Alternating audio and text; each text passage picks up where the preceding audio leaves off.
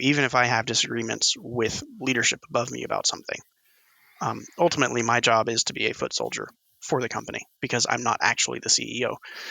Yes, you are. You're listening to the Art and War podcast with your hosts, Mitch and Nathan. Mitch is a former airborne infantry squad leader who now spends most of his time coaching soccer. Nathan is a professional illustrator and an avid shooter with a couple of years of Canadian military experience. Together, they run the Seaburn art page. Enjoy the show.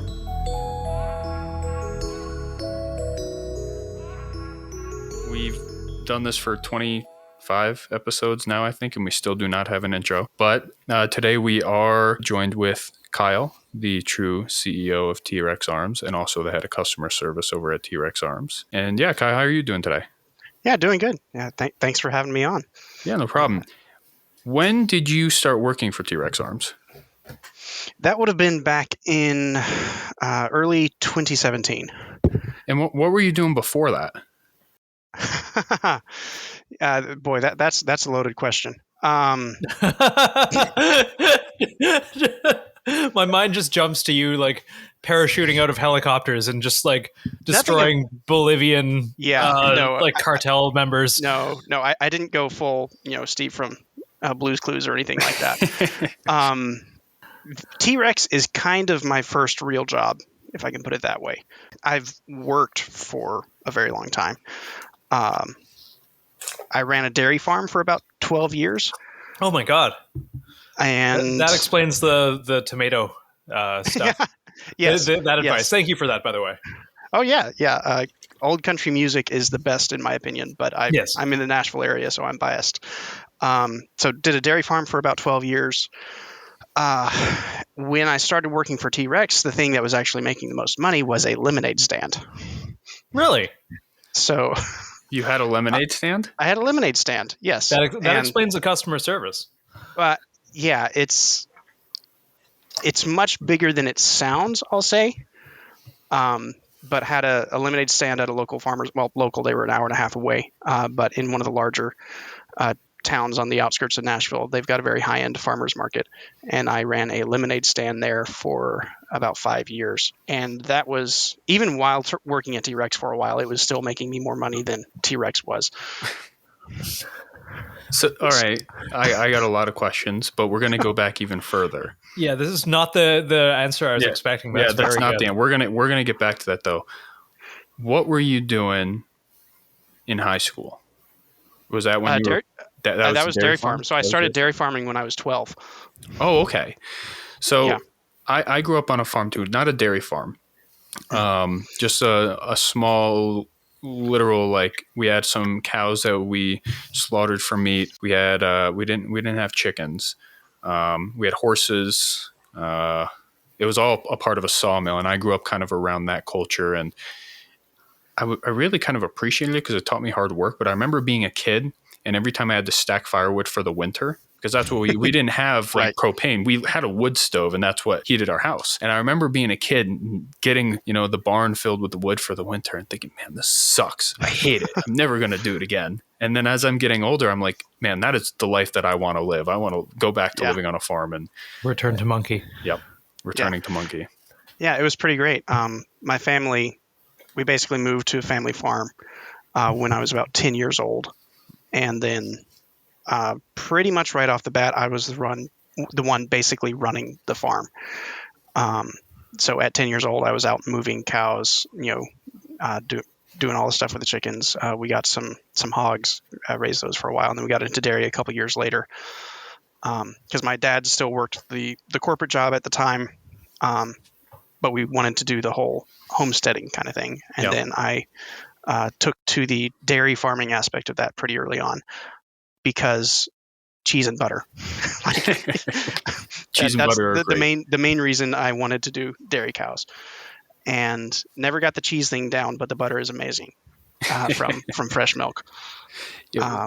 We used to do goat cheese. We used to do goat cheese a lot. And then I worked for another farm down the road that had chickens. You said you had chickens, right? I fucking hated cleaning the chicken coop. Chickens are like the worst. They're the easiest. They're super easy, but they're also like the worst to like clean up after. And I didn't enjoy my time with the chickens. Yeah, and we were doing the whole sustainable farmstead kind of thing. Okay. So I don't know how much you know about Joel Salatin and that whole movement, but the small family agriculture movement back in the mid 2000s was a big thing. And Joel Salatin was Polyface Farm in Virginia was one of the first guys to really bring a more sustainable approach to family farming.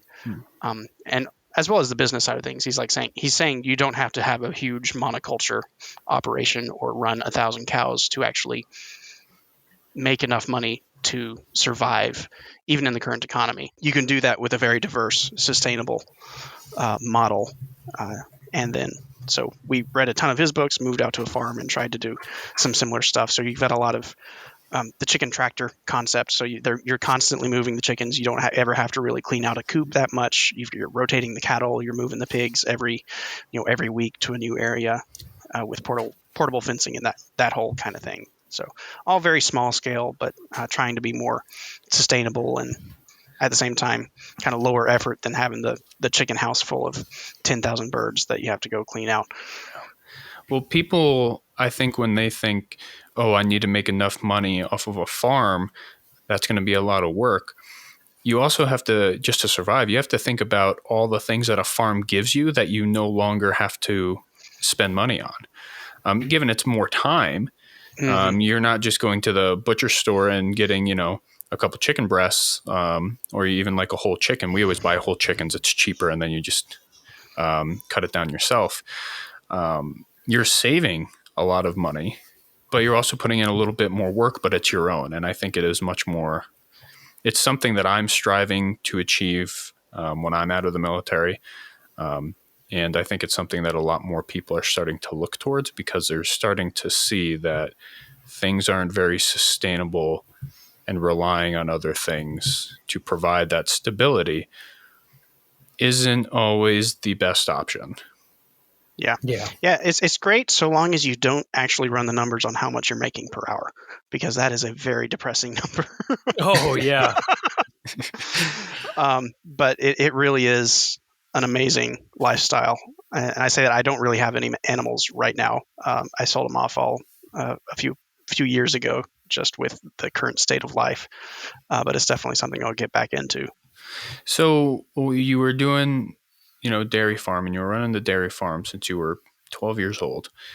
Were you ever into guns at that point, or like the kind of tactical industry at that point? Not tactical, no. I mean, like any, kid in his teens, I liked guns. Right. But it was much more from the traditional gun culture 1.0 FUD kind of hunting aspect. Yeah. So turkey hunting, deer hunting, field and stream through and through, just because I didn't really know anything else. And even that wasn't a huge part of what we did growing up. We lived on 80 acres, so we hunted. Right.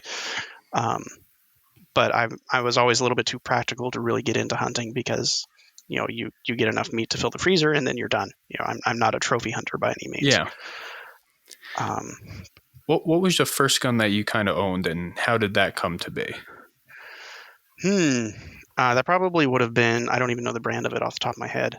Just a simple break action 20 gauge first before getting into rifles and stuff like that. And then after that, just a 22 and then a lever action 30-30, which I still love. That's one of my favorite guns. Oh yeah. Those are a lot of fun. Yeah. And the cartridge itself is just so old. You think like it's been around for 130 years and it's still a great round. Yeah. I need to get myself a lever action. Nathan has one and he kind of bubbled it out and it made me want to get one. What did you put on yours? You have like a Midwest Industries, is it M-Lock? Handguard? I had a Midwest Industries M-Lock handguard on there. It is no longer and hasn't been for a bit, but it was a lot of fun. I really liked it.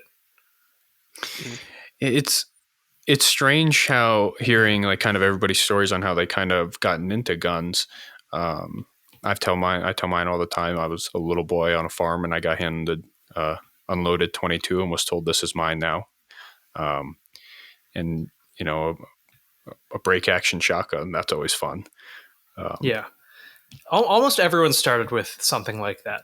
Whenever we ask, because we always ask. Mhm. Yeah. Well, who started with a Glock? We had somebody that started with a Glock. No, I think and it then was somebody Ashley? started with an HK.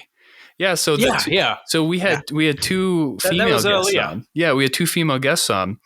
One, Ashley started with a Glock, and then what's her name? Oh, Leia. I'm so Leah. sorry, Leia. She just went out and was like, "Oh, HK is pretty good," and bought an HK handgun off the rip. But It's like a power move in the tactical industry. Yeah, it's such a flex. Oh, I'm not really into guns, but I'm going to get into them. Let me grab an HK. What? I don't know anybody that does that. Yeah. Well, now we do. Now we do, yeah. Mm-hmm. No, but I do think it's interesting, though. And then from there, did you go to college? No, I didn't.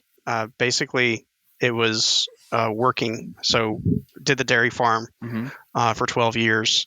Then did a bunch of various jobs, did some construction and some electrical work, done a good bit in food service, just like on the catering side of things. Not really the I skipped the whole chain restaurant food line. Yeah, it's been a bunch of random things. I'll put it that way. With the dairy farm kind of being the constant, because with the dairy farm you wake up early enough and you go to a job, you come back and then you do the dairy farm again, and then you go to sleep and wash, rinse, repeat. Yep. I was also in a band for about 7 years in the middle of that whole time frame. What did you do in it? Well, we were a bluegrass band. Really? Yes. That tracks. So it was I was on rhythm guitar because someone said they needed a guitar player. I'm not great at guitar, but I suppose I sufficed for 7 years. And if you know anything about bluegrass, most of the audience is north of 70. Yep. Well, there's a younger audience now. Kind of. I think so. Bluegrass is weirdly coming back. It is. You've got the whole like Chris Thile crowd, and that's really cool. But also the kind of group I was in, they were with first generation bluegrass. So I met a lot of the first generation bluegrassers, the contemporaries of Bill Monroe and Flatt and Scruggs, and the guys that actually started bluegrass, which then spawned rock and roll and country music and all the other genres. And then those guys would just look down with contempt on any kind of violation of traditional bluegrass. And that's the crowd I was in, which was great because you got to talk with all these old timers and hear their stories that are not going to be around for that long. Yeah. And so I had no problem with the audience being so old. There was one time there was a lady who was about 70, and she was there at her concert with her mother, and her mother passed out in the middle of the concert, and she's like, "Is there a doctor in the house? My mother just died." So, oh no. That's she wound up being fine, but that's the age of audience we had. Yeah. Holy shit. And we're in the middle of playing an instrumental song. We're just sitting there like just playing this nice gentle instrumental music for 20 minutes while the paramedics come in and check out this woman, make sure she's okay. But that we have back home, it's not my home anymore. Back where I grew up in New York, there was a bluegrass festival every year. And it was on this mountain, and you had to be 21 or older to get in because they knew that everybody there was just going to drink a lot and smoke a lot of weed. And they were like, yeah. At the Bluegrass Festival. Yeah. I guess this was New York. Yeah, upstate New York. So we had a lot of old-timey bluegrass folks come through. And then there was this weird phase where one year they brought in like some of the newer ones, and they didn't tell some of the older ones, and they got really upset about it and stopped coming. So there was like a 2 to 3 year lull where it was like nobody really, it was like a couple people. And then all of a sudden, all the young people and all the young newer bluegrass folks started to make it into a more modern day thing. And as far as I know, it's still going on. I haven't been there in 7 or 8 years. See Bernard field trip. I'm going to go watch some bluegrass. I don't want to go back to upstate New York. If I'm going to go listen to bluegrass, we should go listen to some tunes. No, I'm going to go somewhere else. I'll go listen to your old band. Are they still together? No, Oh, no, and that was more, life happened and just kind of broke apart. But it was a lot of fun. so I guess what I'm trying to figure out now, how somebody went from being a dairy farmer in a band, lemonade stand, and doing all the different types of, it sounds like trade work almost, to customer service at T.REX Arms. I'm very curious on how this all came to be. That is very interesting, actually. Yeah. Like you see the faces of T.REX Arms, and you are one of them. But it is interesting, just kind of the contrast in personalities. It's refreshing. Not that anyone else is bad. It's just interesting. Yeah, that's very kind of you. I don't really consider myself a face of T.REX. Right, that's essentially Lucas. You're the CEO. You are the CEO. You did start the company. But I don't mean to cut you off, but I do have a question about that. Yes. Did he get upset about that? Because I was kind of like, I don't want him to think it's kind of like a slight, and I never asked him. But then I'm like, it's funny. Yeah, no, he was great with it. He was laughing. Cool. Yeah. Did you start that meme? Who? Was that you Me? to start it? Yeah. Oh no. I mean Mitch. Yeah, Sorry. I watched the live stream and I saw how uninterested he looked, and I'm like, 100%, he's running this. And I had to meme it. I had to. It was great. It's good live stream. I didn't know you started that. I think fucking retard. I love it. Sorry, I didn't mean to interrupt you. Oh, not a problem. So basically, before T.REX, I essentially owned and operated 3 different businesses at that point. Holy crap. So dairy farm being one. Oh, okay. Lemonade stand being another, and then also, this was after I started working at T.REX Arms, but I also owned a coffee shop for about 6 months. Oh my god, that's amazing. And there was a time I was doing all 4 of those things at the same time, and that was an insane season of life. I also got married in that time. It was insane. And all 3 of those businesses had different levels of success, I'd say. Lemonade stand was profitable, coffee shop lost money, and then dairy farm kind of broke even. But it gave a really good perspective about thinking like a business owner. And ultimately, how the customer is central in every aspect of the business. And you're very hands-on and personal in very different ways in all 3 of those settings. Dairy farm, in Tennessee, when I first started doing dairy, it was actually illegal to sell raw milk. Really? So we were essentially running moonshine / raw milk for a little while. And then they made it legal through a herd share program. So essentially the customer buys a share in the herd of cows, and then they pay you to milk the cows, and then they get the milk. It's a very convoluted legal way of making raw milk legal. Government. Yeah. Total nightmare. But that gave me a lot of hands-on experience doing, working through the legal network and actually compliance and things of that nature. Because there have actually been car chases and SWAT teams around raw milk in Tennessee. Are you fucking serious? Yes. I love the South. Oh my god. Big ag and big dairy is a full set of conspiracy theories that you probably never knew existed. It's completely crazy. I want to deep dive this. Can we deep dive this? Yeah, 100%. Because god. Because I hate big egg. I hate big egg so much. There's so many different things that keep getting brought up when we try and get to the point of T. Like, you owned a coffee shop? How did you get so dairy farm? So there's milk. All right.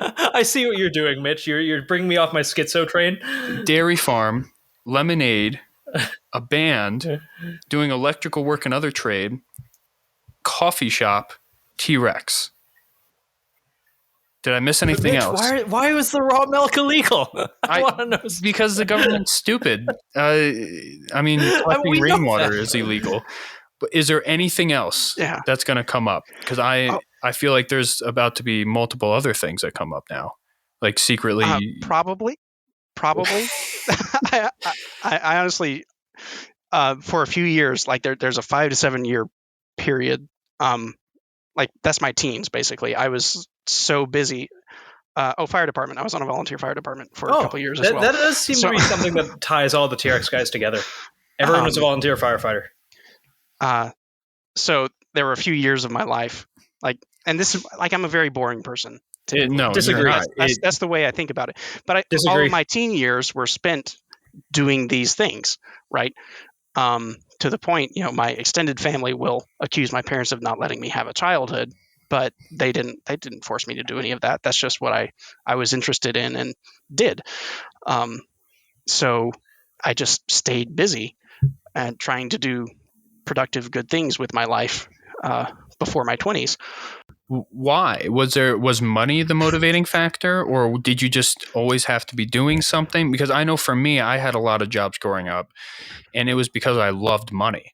I mean, still to this day, I mean, I don't make a lot, but I have a very, because money to me, I'm able to do things that I want with, and the things that I want to do, unfortunately, require money. So that was my motivation as a kid. What was the motivation for you to just wanting to do all of these things? It wasn't money, and I have the bank statements to prove that. It was, there were a number of things. I was always one of those kids that was very old for my age. I'll put it that way. And I liked being responsible to a fault, and I liked the concept of the things, because we made the move to the family farm for a reason, and my parents were very good at having the discussions around that. It's like, hey, we have this vision for living a more sustainable life, having this farm, and they brought all of us kids into that discussion, and I captured that vision early on. And then as life continues, you've got all of that happening. You've got the farm up and running, which is more of a values-driven thing, I guess. And then these other opportunities pop up. If it's a construction job, hey, that actually pays something. So I'll go do that. And they're usually done by people that I know or go to church with or something like that. So I'd go help out on the construction job. Or the opportunity to be in a band came up. And that was one of the things my dad got us involved in really early on. It's like, hey, you should learn a musical instrument. That was one of his biggest regrets. He started learning an instrument, but didn't continue and actually take it as far as he wanted to. So he really encouraged the kids to learn a musical instrument, and the band was a venue by which we could do that. I was in the band with my sister. It was actually her fiddle teacher that started the band, and we played together, and that was more just a way to go out and practice something that we were passionate about. And then the lemonade stand kind of came out of nowhere, and it was so successful. That was more of a money/business driven decision for me. It was kind of insane how successful that was. And it was such a good learning experience, because then I was in a little 10x10 booth, and I could make one little change and see how it affected sales that day. So you can practice all of these ideas you have about merchandising or product display. The big thing I did, I made the entire staff wear white shirts and bow ties. And that's awesome. And that worked. That sounds totally. Like it'd be good for branding. Totally worked. And like we're at a farmer's market in the middle of a parking lot, right? Yeah. Now it's a bougie farmer's market, but we're the bow tie people, right? All of the vendors, out of the 90 some odd vendors that are there, they knew us as the lemonade stand people. All of the customers knew us as the lemonade people, the bow tie people. So it was just one of those things. Hey, I bet this would work, and you can try it, and then you can see almost immediately, or at least within 2 or 3 weeks, a change in sales. So that was kind of my lemonade stand MBA, if I could put it that way. It's such a beautiful microcosm of the way a business runs. And then I'm running analytics on how long it takes to get a glass of lemonade out the door, right? We start off 60 seconds, then get it down to 30 seconds, and then it got it down, sub 10 seconds, and we're making lemonade custom by the glass kind of thing. And so that was a it was fun. It was making money. I was learning a ton because I was being deliberate about trying to learn a lot with that. There were multiple reasons I was doing all that. I don't know if that answered your question at all. So you were running like the Ferrari of lemonade stands, essentially. I would say so, yeah. Because we have a county fair, and there was a lemonade stand there, but I can tell you just from the customer experience, nobody was testing to see how quick they could get that lemonade out. Nobody was looking at the analytics or compiling data on what makes people buy lemonade, what doesn't. And I bet they were still successful because at a county fair, what's the thing that you do? You go and you get lemonade, like it's a thing. But right. I mean, at farmers markets too. People go to farmers. Does the stand still exist? Does anyone else run it? Oh, yeah, that is a good question. It does not exist currently. COVID kind of put a halt to that. There's a possibility it will be back up and running next year or the year after, but I'm also so busy at the moment. Yeah. And it's also kind of my baby. I can't just pass that off to anyone. Yeah. Because of the brand that I've built. And it's a generic brand. I called it Market Lemonade. There's 1,000 Market Lemonades out there. But I can't just pass it off to anyone to run. Yeah. I mean, yeah, you put all that time and effort into it. Like I said, you're running the Ferrari lemonade stand. You got to hand that off to somebody that you actually trust, if you can hand that off. Yeah. Huh. And that's the thing about farmers markets too. A lot of people go there because they just want to, support their local community, as well as get, fresh. And honestly, in my experience, everything there is much, much more affordable than anywhere else. And it's much higher quality because, the farmers are going to keep all the good stuff. That's what we did. We keep all the good stuff for ourselves.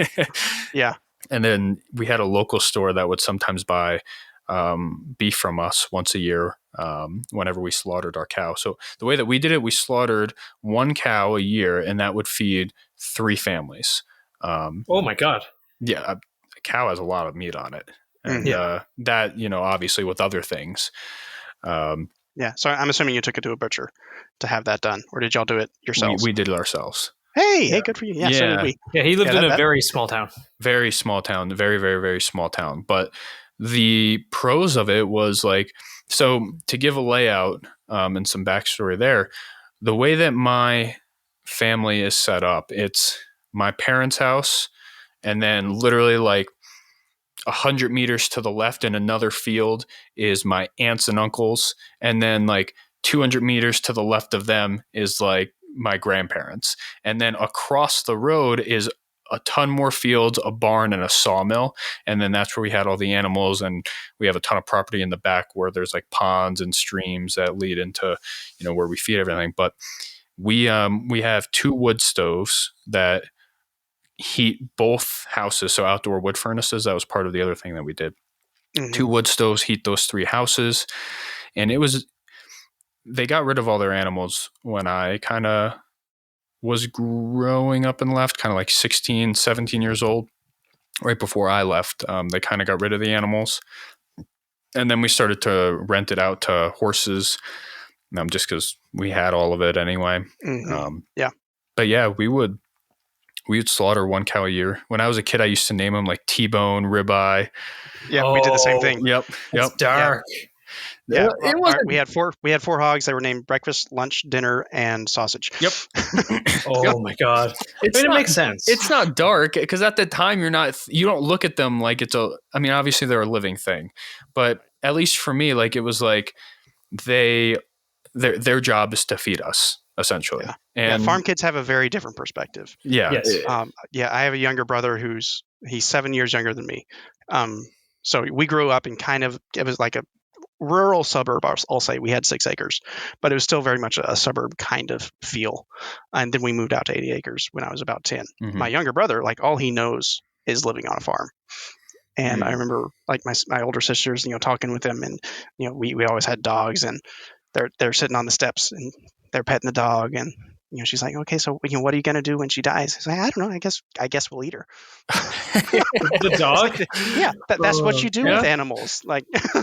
Yeah. That's fair. That tracks with like every farm kid I've ever met. And I was, a fucking city kid who's trying to make the transition to the country, and it is very interesting, just the differences. I love it. Don't get me wrong, but it's a lot to learn. Yeah, it's weird because you say things and you're like, yeah, I mean, you just kill the cow, cut them up. Mhm. Well, you string them up first. You got to bleed them. You got to do all these things, and people are like, how can you do that watching the cow grow up? And I'm like, I don't know. Like I grew up with some of these cows, and I'm still like salivating at the fact of thinking of like the tenderloin or you're something. looking at the cow while it's alive. So, I bet you'll taste good. Yeah, you're gonna be a good one. Yeah. Our cows were you can't fault that. Like through most of human history and all of the animal world and nature just kind of subsists like that.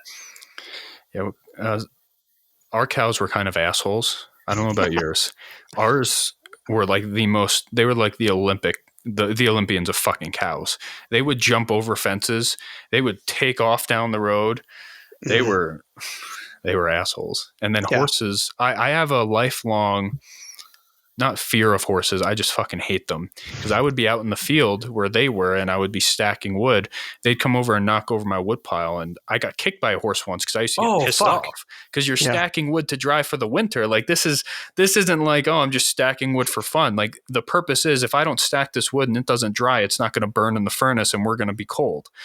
And I understood that at a young age. And these damn horses would come over and knock that shit over. Yeah. We had a Sorry, I didn't mean to interrupt. This is a weird question, but it's kind of to both of you. Did any of the cows ever get violent? Yes. At least for me. Yeah. So our beef cattle were pretty much hands off. Yeah. But there were a few times, and it's primarily when the mother notices you're messing with the calf for whatever reason, whether you got to tag him or band him or whatever you're doing. But you get a cow that you don't handle that much and you're messing with her baby. There were a few times we had to dive through the fence. That makes sense, actually. They're fucking scary. Cow, I asked because I read sorry, go on. No, you go ahead. Yeah, I asked because I read one of the gun guys. He got attacked by a cow yesterday, and it was a neighbor's cow. He was just walking around. I can't remember who it was, but cow looked like it was limping and it was off the neighbor's property. And he takes a closer look, realizes one of its legs is messed up, and then starts turns his back to the cow because it's a cow and starts walking towards the neighborhood so he could let her know what's going on. And the cow attacks him. Yeah. And knocks him over and like is headbutting him, pitting him to the ground and trying to stomp on him. And he managed to shoot him with a deer slug. Well, shoot her with a deer slug, the cow. And, all the comments were like, yeah, something like that happened to me. And it's something that came up was, it's, a cow protecting her baby, but also just injured cows in general are weirdly, aggressive. And I raised, the dairy cattle I raised were primarily Jersey. And the Jersey females are known for being like the gentlest cows out there. The Jersey bulls are known for being the worst, hands down the worst. There were a few times I would have the dairy bull and the beef bull. They would get in the same pasture, and I'm out there trying to separate them. And there was one time I'm between the two of them on a 4-wheeler, and I realized that's like the worst place to be ever, because you've got a 2,500 pound cow and then a 2,000 pound cow on one side, and they're trying to kill each other. Dude, cows. People look at cows and they think of like what they see on TV or like driving past the farm. They're like, oh, look, all the cows just hanging out, eating food. They are athletic. They don't look it. They can be athletic. And when you're handling a cow and that cow does not want to be handled, I mean, it's a $2,500 pound, not dollar, 2,500 pound animal that could absolutely fuck you up if it wants to. They're big. And just even reading the thing about, it was just using its head to pin the guy to the ground, wasn't a small guy. It makes sense. You've got an animal that weighs as much as a small car. And if it wants to hurt you, it will. Yeah. My wife's family, they had a bull that they wound up just having to shoot, but he would take a full 300-gallon water tank pick it up, and throw it over the barn. Holy shit. Full. And you just kind of be like, yeah, fences are a concept for cattle. They are not. Yeah. If they want a to psychological boundary as opposed to a real one. Yeah, that is why Jurassic Park is the most boring movie for any farm kid. Like, they know exactly what's going to happen from the first scene. Yeah. Hey guys, Mitch here, the untalented half of Seaburnart. So while Nathan, the talented half, is visiting the US, I'm here to record this little ad read for you to let you know about our new sponsor, Midwest Armor. Midwest Armor makes plate carriers that are 100% made in the US. They are comfortable, they are affordable, they are simple, and you can pretty much do whatever the hell you want with them. They've sent me a couple, and I brought them out to the range, and I did all different types of stuff. I attached almost every single pouch that I've owned to them just to see, you know, if I can run things comfortably with it, and I can let you know that I can, and I did. They work really well. They carry plates, and they carry whatever else you need. So a huge thank you to Midwest Armor for being supporters of the show. Highly recommend checking them out. Thank you. Let's get back to ours. How's it going, lads and ladies? This is BR, the producer of the show. I'm here to talk to you about our Patreon, which is entirely centered around improving what we can do with all of our content, from what we're doing right now with the show and Instagram, to what we would love to move into long term. Like building a compound in the middle of nowhere and shooting at trash. And maybe even building a studio and doing video podcasts. Who fucking knows? But what is in it for you, aside from seeing our faces in glorious Technicolor? Our Patreon subscribers enjoy 5 different tiers of exclusive perks, ranging from all the content the lads would post on our pre-Zuckerberg Instagram, downloadable high-resolution guides, behind-the-scenes info like guest schedules, spicy memes, and at our highest tier, get monthly art commissions created by Nathan himself. You can find our Patreon via the link in this episode's description, or in the Seaburnart page's bio on Instagram. Now let's get back to Kyle, the true CEO of T.REX Arms. We also had a garden, and I don't know, I've only been to Tennessee a handful of times, and I've mostly only driven there to get to Nashville when I was doing stuff in Kentucky, because, you know, what is everybody going to do when they go to Tennessee?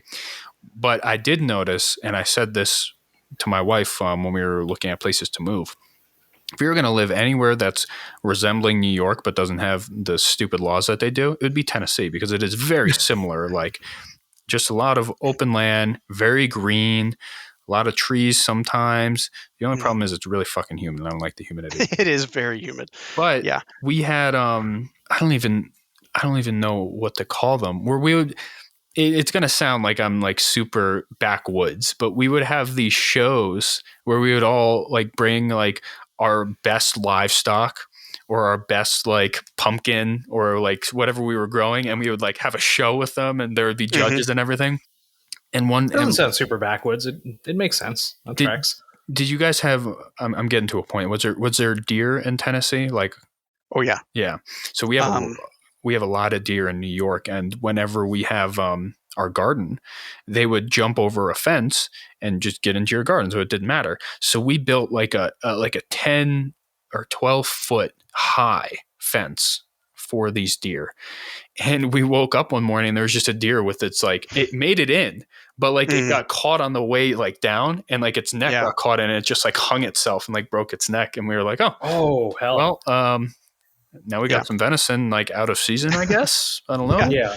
I've had that with just the standard barbed wire cattle fences. They're jumping over their back legs, will get caught, and they'll get and somehow their neck is caught in it, and God only knows with them. It's normal farm kid stuff. Normal farm kid stuff. When the deer hop your fence and accidentally hang themselves. Yeah. Or when you are going to like just a park with, and it was weird too. It was like a big event. You would never see more people come out and like get together than like a cow show. And you would just, walk a cow around in a circle. There'd be judges. They'd be like, yep, this is a good cow. Yeah.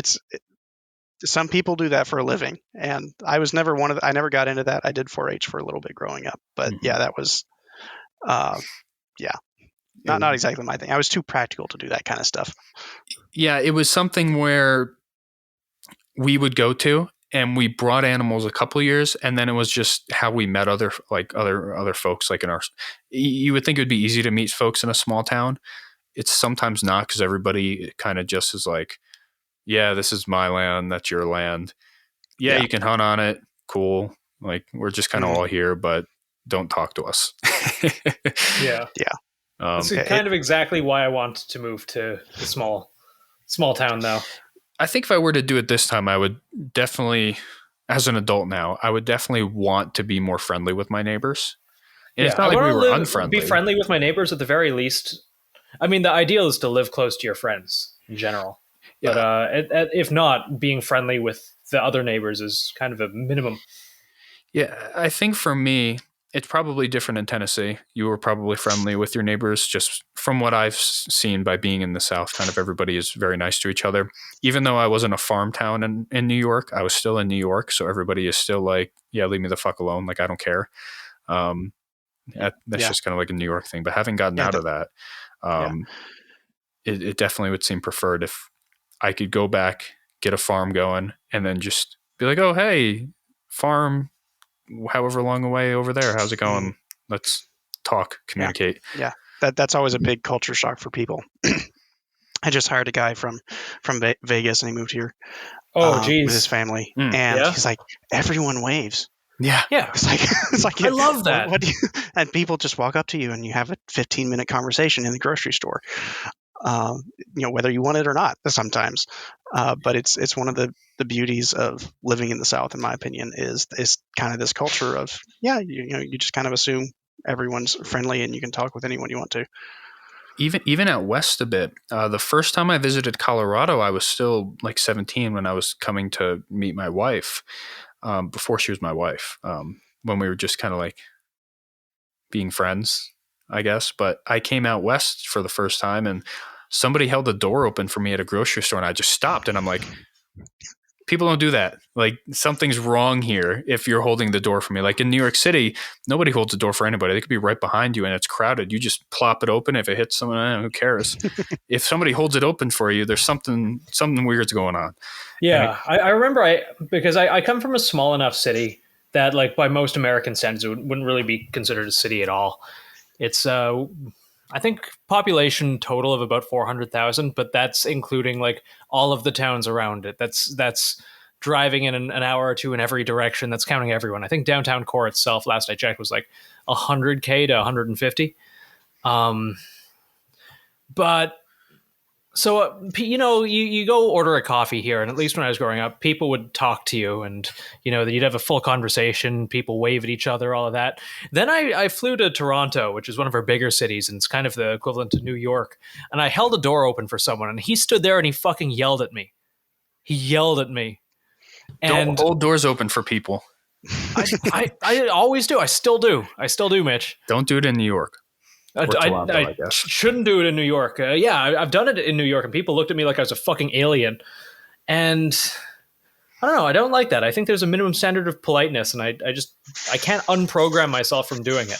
It's a different culture. I think in New York, yes, this saying you're constantly around so many people, but you are never more alone, rings very true, especially when you go down to the city. I hate the city, but I hate the city. There's a special place in my heart for New York, and that place is on fire, and it's also a dumpster. You got to go to upstate. Upstate's beautiful, but you still get that. Yes, I've heard good things about upstate New York, but at the same time, it's still New York. Well, back to Tennessee. I'd go visit. So yes, back to Kyle. I'm sorry. I just wanted to yell about big city. I think 2 or 3 years ago, before I even knew, was it 2 or no? It's 3 years ago now. Before I was even involved or knew about kind of the gun industry and T.REX Arms or just anyone in general, I didn't really know anything. I had my page at the time, but I was just kind of like, oh, people should know about Saber and stuff. But I was doing cadet summer training. I was an NCOIC for a range out there in Fort Knox, Kentucky. And what we would do, we would work, it was like 3 or 4 days on and then 1 day off and then 3 or 4 days on. That night, we're going into our 1 day off. We would always convince the new LTs to drive us through Tennessee to get to Nashville, just because we wanted to get away. And I remember every single time we would be driving on our way to Nashville, I'm like, hey, can we like stop? Like, I want to like stop, like, because this is beautiful. I was literally thinking, I'm like, this is literally New York, except it's more humid and the people don't suck. Like, this is great. We never stopped, but even Nashville, I know Nashville is kind of like the city. I had so much fun. Just in Tennessee in general, just driving through it. Obviously, everybody has fun in Nashville because, it's Nashville. I really don't. You don't? No? No. Well, you No. live there. You probably grew up. It's like me in New York City. I don't like New York City. Well, I was one of those, like, I didn't go to the Opry until I was 17, something like that. It's just like, oh yeah, it's something you do, but like there's not a lot of reason to go into Nashville. Like, I like the food scene. Like, it's because I'm a bit of a foodie, but beyond that, like I have no desire to go to Nashville for any reason whatsoever. Yeah, that's fair. But it's also completely foreign. Like, the largest town I've lived in probably had 30,000 people. Yeah, I think that's roughly probably plus or minus 5,000 or 10,000 people where I grew up, depending. Yeah, I mean, the one I moved from to where I'm at now in Centerville had literally 500. That's awesome. You had to have a PO box to have an address there. That's awesome. That is so great. All right, so I love that. I think now I had thought before that we had gotten up to the point where you started to work at T.REX, but I was wrong. You're doing all this stuff. You're having fun. You're doing Kyle stuff. When did you see? Was there like a job opening at T.REX, or how did you come? Did you know people? Yeah. How did this come? Kind of knew some people. Not really. Kind of knew of the Botkins and Lucas a little bit. They were, they lived 30 minutes away or whatever it was. And then ran across an email of basically them sending out to their slightly broader network. It's like, hey, we're hiring. If anyone needs a job, just shoot us an email. So I did, and had a 10-minute job interview, and then started working on the production line. Wait, so you responded that you needed, or not needed, that you wanted the job with T.REX Arms while you had a coffee company. While you had this was before that. It was during Lemonade Stand and during Dairy Farm, I guess. Okay. So guy. Yeah, it was a part-time job at the time. So it was 3 days a week, and then the Lemonade Stand was taking up about 2 days a week for me. So I was like, hey, yeah, this could work out really well. Okay. So it kept me busy, paid the bills, unlike the Dairy Farm, and it was one of those things. Like, I'd known about T.REX since Lucas started it, pretty much. Okay. For a number of reasons. Like, some of my friends were kind of starting businesses at the same time as Lucas, and they'd be talking, business stuff. And I kind of always thought I would end up working at T.REX, not out of any desire, but I don't really know why. But part of it is, I think I kind of saw the potential that T.REX had. Yeah, it has grown tremendously. Yeah.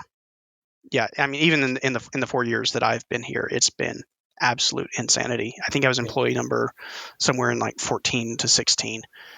And back then, pretty much everyone was part-time. Mm-hmm.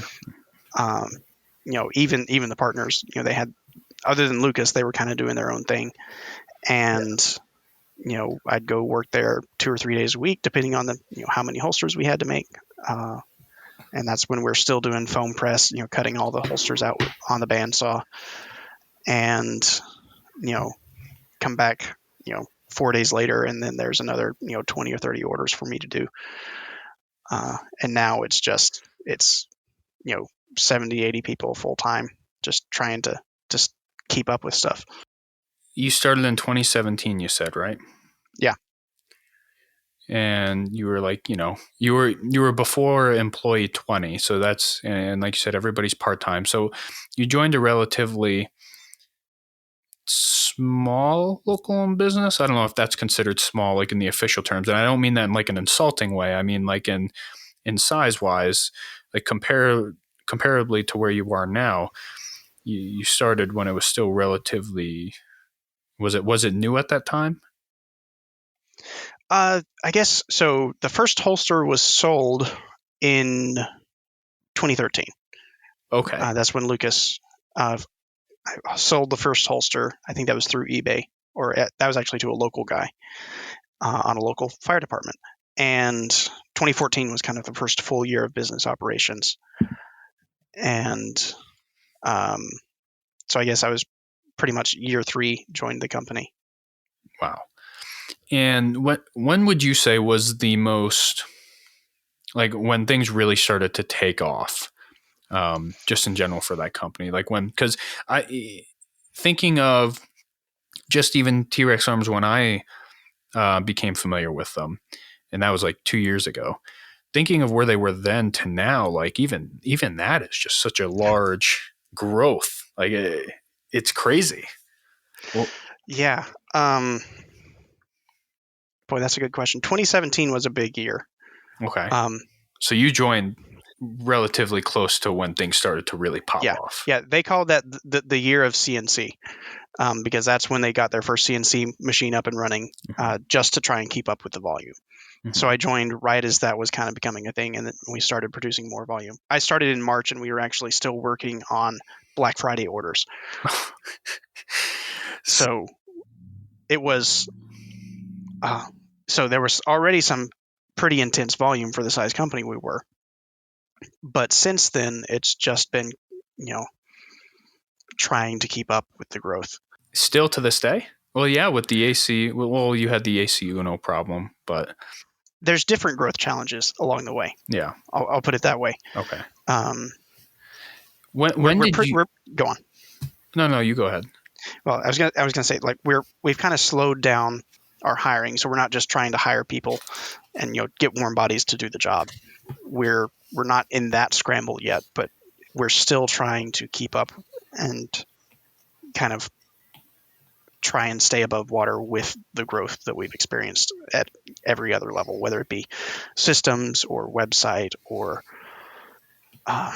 any number of levels. We're slowly getting a grasp on it. At a much smaller level, expanding, that's one thing that we've been working on ourselves, is trying to not turn it more into a business of what we do, but we see that it can be profitable, which we are hesitant about because there's a lot of things that come with profit that can challenge the morals and the reasons of doing something. But one of the things that I've been focusing on especially is not expanding too quickly. You don't want to expand quicker than you're growing. And it's a hard point to decide when is the time to expand. I mean, it's scary. We just added our 4th person. Before it was me and Nathan, and then whenever we started this podcast, we had our production guy. And then we brought on another person recently, and it's... Yes. Are we allowed to say his name? Yeah, sure. Rob. We brought on Rob. Yeah. Rob's cool. Yeah, Rob's great. Sorry, my friend Cassie brought sugar cookies, and I'm just eating them. Yep. Just stuffing your face in front of us all. She brought cookies, and they're wonderful. Oh my God, these are really good. Sorry, continue. Professional podcast. Just learning and understanding, because people might get eager. I can see the eagerness where it's like, wow, we're growing really quick. We need to expand, and then eventually you end up burying yourself. Yeah. And that's something I'm very hesitant. I was even hesitant to add our 4th person. And I've been talking to him about it for months. I'm like, hey, look, eventually what you're doing for us already, I would love to pay you for. Yes. I would love And someone needs to do that stuff. I hate dealing with people. I don't know what to say. I don't know how to. And you're stretched really thin. I'm stretched really thin. Yeah. We need a rub. We need a rub. Yeah. We find things that complement all of our weaknesses. Right. Yeah. As opposed to just hiring people that are all kind of like same. I mean, we're all kind of friends, but not different. Like we all don't have the same skills, because that would just kind of defeat the purpose. I don't need somebody that can do the same things that I do. I don't need another artist that can do what Nathan can do. I need people that can do things that he can't do. Production of a podcast, we can't do that. Mm-hmm. You think I can't produce a podcast, Mitch? You didn't even want to. I can't produce a podcast. You didn't even want to get the nice mics. You were like, I let's wanted just to use our record on my cell phones. phone. I didn't think anyone would listen to this. Jesus. Yeah. Yeah, But, that is one thing I left out. I did actually produce a podcast for a little bit. Really? Really? Yes. Can you say who? Well, it was me, but there's no way I'm gonna tell you what that podcast. Oh, you did your own Oh, please, podcast? come on, Kyle. Jesus. Wait. Did you do your podcast before T.REX Arms or during T.REX Arms? That was kind of during that time period. And what was Kyle, it about? What was it about? What was it? It was food centered. Like I said, I'm Yeah. a good bit of a foodie. We're going to get into that too. Yeah, the podcast is now dead. You cannot download any of the episodes, thankfully. But can you listen I to it? was wondering if it was just No, something like no. absurdly out of perceived character. It's Are like you just saying a that death we metal can podcast or hear it? No. No, it was all about the Nashville food scene. We're going to get into that. Before that, though, you started in the production line. When did you kind of get into the customers? Like, so I'm sure, because talking with you, I'm realizing, okay, you did this and then you're here, and then there's like 30 other things in here. So let's just talk about the production. What was going on then and what happened next after that? Yeah, so started on the production line, and I was one of the guys actually cutting out the holsters and buffing the edges, riveting them together, and then sending them on down the line. Or just taking the CNC cut holsters and buffing all the edges. And I started before we were actually doing the injection molded raptor claw. So we were cutting all those out on the CNC, and those were the worst things ever. You've got this tiny little piece going down the buffing wheel.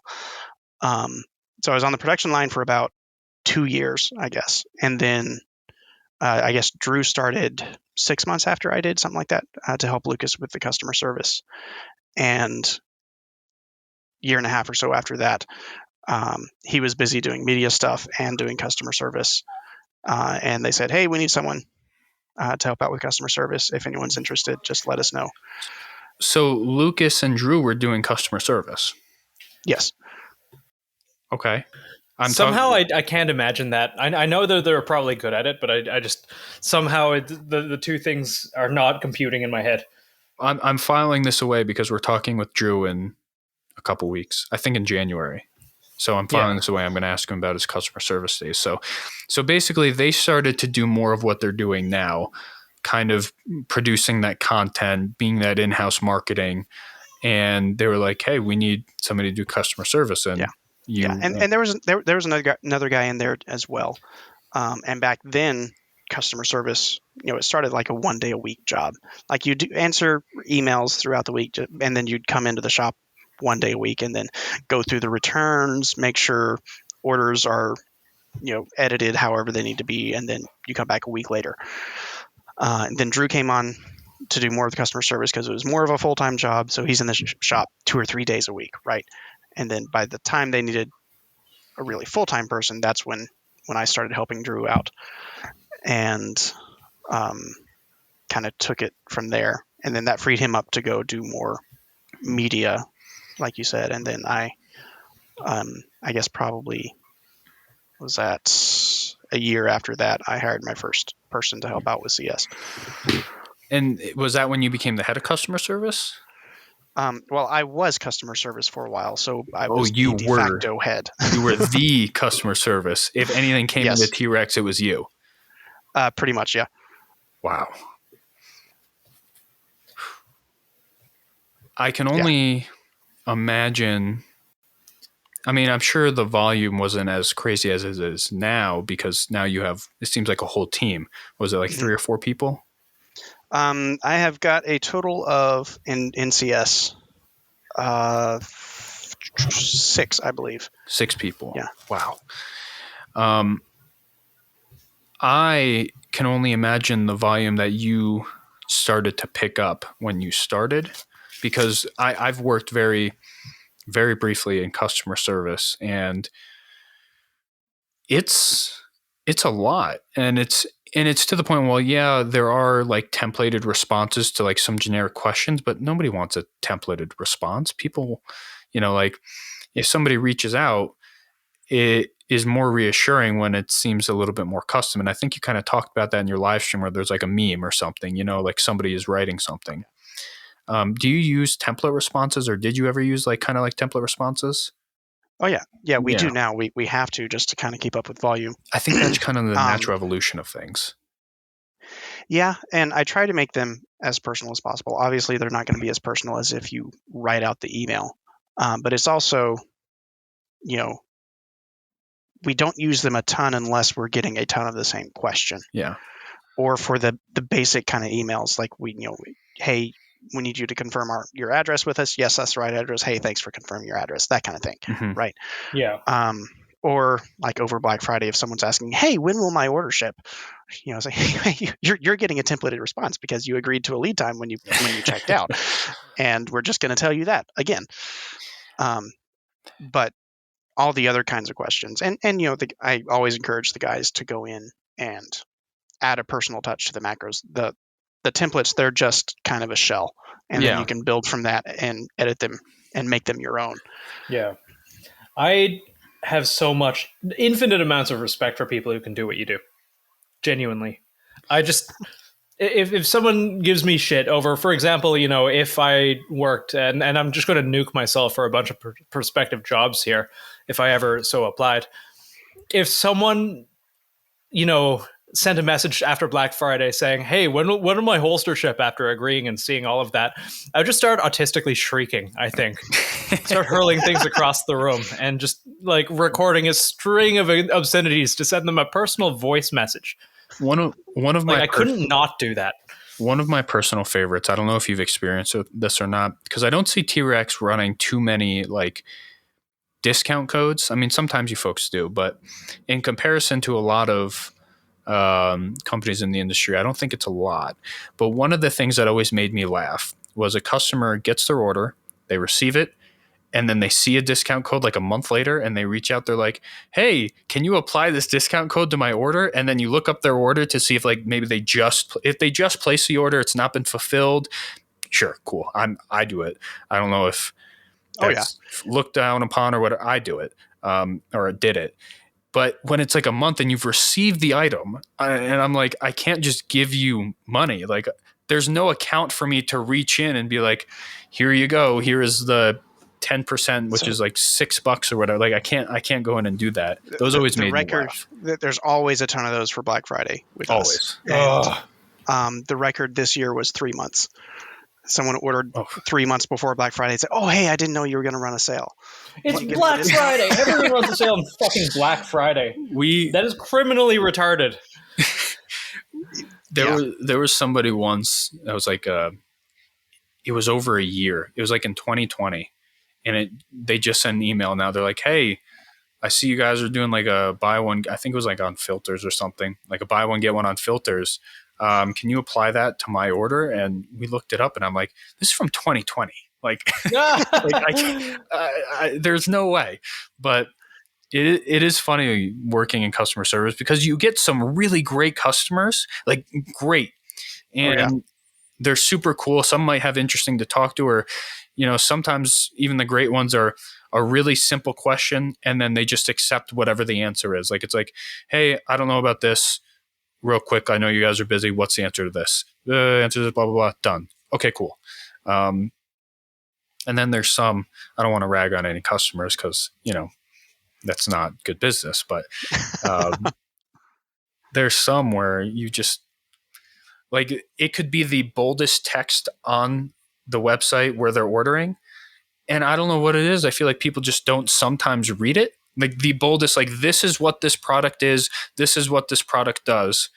And it's like somebody buys it and then they're like, hey, what's this product do? And I'm like, okay. It's probably why I didn't last too long in customer service. But because you have to be nice. And I was always nice. I was never rude to anybody by any means. But one question I do have for the customer service side for you, whenever there is a controversial moment with T.REX Arms, which it seems like they kind of just come up. They just kind of exist sometimes. Yeah, if you're any high profile company, it's going to happen. But it seems, especially with T.REX Arms, I think it happens a lot because you guys are doing a lot of things that aren't normally done. That's not a bad thing. I think that's a good thing, kind of forging the way with certain things. And that makes a lot of people angry. But on your side, when customer service happens, I'm not going to give a specific example because I don't want you to talk about a specific example. We already talked to Isaac, and I'm like, yeah, I'm not going to put you on any spot like that. Do you guys get like customer service emails that are like, I don't want to say hate mail, but are just kind of like not like, it's not a customer service thing. Like they're almost like making a complaint. Oh yeah. Yeah. And it's a surprisingly small number for as controversial a company we are. I'll say that. I'll bring up one specific example because it was a few years ago. So Lucas posted something on his Instagram referencing like the tape he puts on his optics, right? And he said, if you know, like just really vague, and just left it at that. And there's like 300 comments trying, people telling people why he does that versus other people saying there's no reason to do that, etc. And then the next day he made a post saying, hey, yesterday's post was a social experiment, just letting you know, like a random influencer can post anything and people will lose their minds. Yeah. And I got a number of canceled orders from that. Really? Like people coming in and say, hey, I don't support a company that pulls stunts like that. Who cares? Who fucking cares? It's like, okay, you're one of those people that thought the tape meant something, right? I guess. But and that's a very small aspect. But the egos are yeah. But something controversial will pop up, and there's the canceled order, there's the reply to a newsletter, and someone feels like they have to give us their opinion and let us know why we're wrong and the scum of the earth. And some of those we just don't even respond to because it would be less helpful if we did. Others are actually opportunities for good conversation. Yeah, I had one conversation that like over the course of 6 months with a guy who was very strong Second Amendment supporter, but also very liberal, and called himself a Chomskyan anarchist on the liberal / Marxist side of things. Okay, interesting. It was this was a customer? This, I don't think he even purchased anything. He just wrote in because he knew we were big in the Second Amendment space and wanted to get our opinion on the Second Amendment. And so it was a really good platform. Like every 2 to 4 weeks, we'd exchange an email over, Second Amendment, what we think it is and why we support it, as opposed to, and why it's kind of antithetical to an entire liberal philosophy, from a Marxist / Chomskyan anarchist perspective. Apparently it's a part of the social contract that the people have with the government. And, I have my own thoughts on that, but did he end up buying anything at least? I don't think he did. No. Not even eventually after all that? No. Oh. But that's not why I'm talking to him, right? Yeah. Of course, yeah. Because I was going to say, I know you guys are trying to be a little more politically correct, but fuck Noam Chomsky. Okay. I don't even know who that is. So he's just some fucking commie. Don't worry about it. Okay. Easy enough. Yeah. But I legitimately enjoyed the conversation with him, diving into things that most people don't actually put thought into. And it's really a privilege to be in a position and with a company where we're the first people that come to mind for him. And he's like, hey, y'all are big on the Second Amendment. I don't understand the whole conservative perspective on things. So what is your position on Second Amendment? And then I dive into our perspective on Second Amendment. And it's like, okay, that's cool. Here's, have you thought about this? And it was a very good, healthy conversation back and forth from two completely different and opposing points of view. It was a lot of fun. Now, one more question I got about when something controversial happens. I am intrigued, and I've asked Isaac this, and he kind of answered it, kind of didn't. So I'm kind of curious your answer. Is there like a group chat? Is there like a message that's put out that when something happens, everybody just shuts up? Like, because it seems like something happened, there's not a peep. It's very quiet, and then all of a sudden, it's like everyone is synced up at the same time, posting, publicly talking about it. It seems very deliberate. And I'm curious, when something pops up, like what happens? Is there like a protocol at this point? I'm kind of curious. I'm more than curious. If you can say, if you can't say, it's fine. Well, I'm not going to say it's like a written protocol, but it's more understood decency, if I can put it that way. Okay. Right. There's an understanding we're all working for the company and we're all representing the company. And, even if I have disagreements with leadership above me about something, ultimately my job is to be a foot soldier for the company because I'm not actually the CEO. Yes, you are. And, if I receive orders, that's my job. Okay. And I know with the leadership that I have, I'm not going to be told to do something I dramatically disagree with. I may have a preference one way or another, but there's also a level of trust there that, hey, yeah, I may not think this is the best course of action, but it's a good course of action. I support it 100%. Yeah. And that actually makes a lot of sense. And, particularly in customer service, we are kind of the public face of the company with the customer. And it is literally our job to represent the company. So no, we're not going to make a statement about something controversial until we know kind of what the official stance is. Well, and it's not even like taking a stance, because obviously you don't do that either, but there's not even like comments. Like on social media when something happens, I don't see anyone at all from T.REX that is in a comment until everyone has already like synced up. And I think it's beautiful. I think that's how a lot of things should be run. And I'm not knocking it. I think it's great. I was just so curious, especially with how large the company is growing. I think last I heard there was like 80 something employees. Is that rough about correct? Yep. That's 80 people that all kind of have to be mature enough and respectable enough of the company that they work for to say, hey, look, like you said, yeah, personal disagreements are going to happen. I have disagreements with people all the time. Nathan and I disagree sometimes. Like that's just, it's life. And that's okay. It's fine to disagree. It's like that man bun, Mitch. Listen. It doesn't work. It's not long enough. It's because I am so excited that my hair is finally long enough to have a man bun. I had to Mitch, it looks like a mop. Nathan, listen. But it's really small. Nathan, I'm going to keep the man bun. It's really, it's like a Bushido, but not. Kyle, you are the third person to see it besides myself. My wife loves it. Nathan, and now you.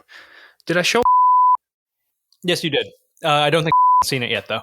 But it takes, especially the more people that you add, I think it shows to the quality of person that works at T.REX, because there's a lot of people that will take jobs just to take jobs, and it seems, at least from the outside looking in, the perception is everyone fully believes in the movement of the company, while it might not be fully agreeing on the decision making or, every decision that's made, because that's just extremely unrealistic. It seems like everybody is kind of like, hey, you know what?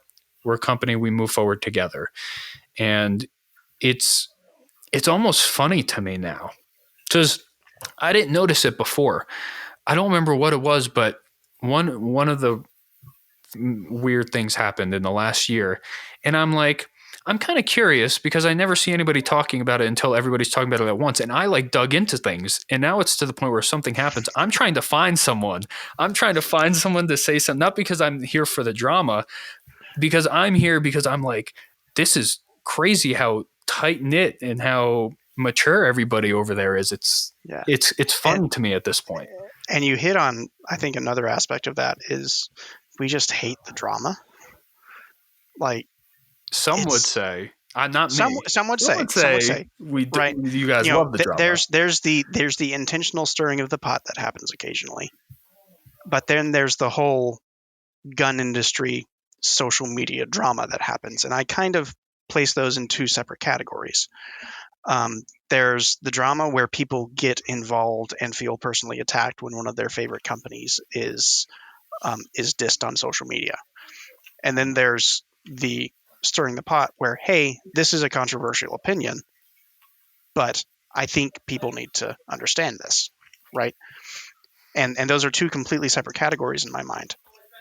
And take it as you may. Like, yes, there's some drama that we can initiate, but ultimately it's not for the sake of the drama. And then you've got all the gun bros who sit on Instagram for 4 hours a day looking for drama. Yes. There's a lot. There's so many. Trying to find things to comment on, and that's that whole stuff. Like, yeah, it's kind of like a part of my job is looking at Instagram, and I just ignore all that as much as I can. We had somebody in our DMs last night. It was pretty funny. That was very obviously part of that. I sit on Instagram 12 hours a day looking for something.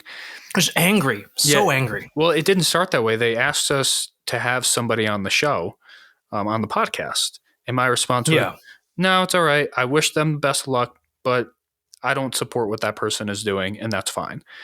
And not even out of disrespect for the person. It's a politician. We just don't care to have politicians on the show. It's not even... Yeah, it could be. Not even anyone. But this person, it genuinely could have been anyone. It's not a diss on that person. We just don't care. But then this person was like, well, you don't do any research on your guests anyway, so fine. And I'm like, yeah, I guess so. Like, thanks. You know. Why would we research the person? We're just going to talk to him. That's the whole point of the fucking podcast. But not really. The whole point of the podcast is talk to people we like and have fun. Yeah, it's a very selfish endeavor. We talk about this all the time. The podcast is very selfish. Yeah, we didn't expect anyone to fucking listen to it. The fact that we're where we are is actually a little insane. Yeah, to this day, it remains a very selfish endeavor. Self-masturbation minute. Yes. But the point being that there are people that do look for that stuff very often. And from a customer service standpoint, from somebody that is part of one of the more controversial companies within the industry, be it for a good reason or not, it is interesting to me how that is handled on your end. And you said part of your job was looking at Instagram. Are you part of the social media team as well? No. It's more me trying to... I have this problem with overdoing things. And keeping my finger on the pulse with what's happening on Instagram helps me do the customer service job better. Right. I kind of did a similar job where I tried to anticipate questions that would be brought up and either create a loose template or at least prepare myself, because you don't know, especially with what you folks do, you don't know everything about everything, and people are going to have obscure questions.